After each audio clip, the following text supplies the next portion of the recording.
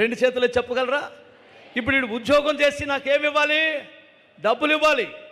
ఇప్పుడు నా చేతులకి వీడు ఏం కాయాలి? నా చేతులు బలపరిచేవాడుగా ఉండాలి. ఆడి కదా కొడుకు. ఇప్పుడు నేను మీటింగ్లో ఒకప్పుడు ఏమా టెన్షన్ పడేవాడిని. ఇప్పుడు సౌండ్ సిస్టమ్ ఆడే చూసుకుంటాడు.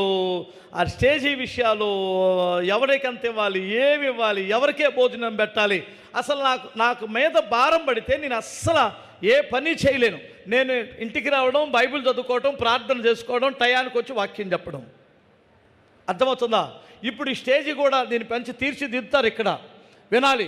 ఇదంతా కూడా వారు ఇప్పుడు ప్లాన్ చేస్తున్నారు. ఇది భారం అంతా నాకు పోయింది కదా, అందుకని సేవ మీద మనసు నిలిపాను.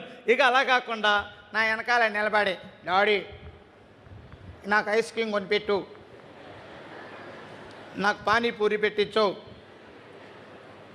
నాకు ఎగ్ పప్పు తెచ్చి డాడీ. 30 ఏళ్ళు ముడ్డు కిందకు వస్తే ఇంకా నాకు ఐస్ క్రీమ్ పెట్టించు, నాకు అది తెప్పించు అంటున్నాడు అనుకో. ఇప్పుడు నాకు హృదయంలో ఏముంటుందంటే, ఈ నా కొడుకు పుట్టకపోయినా బాగుండేది. హల్లెలూయా. అవునా కాదా? వినాలి. ఇదే కదా